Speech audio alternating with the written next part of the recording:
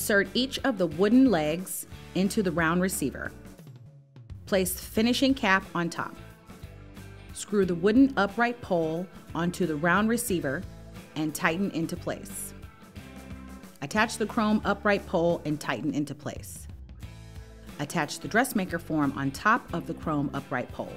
Adjust to the desired height and tighten the thumb screw attached. Place the wooden finial on top of the dressmaker form. Your installation is complete.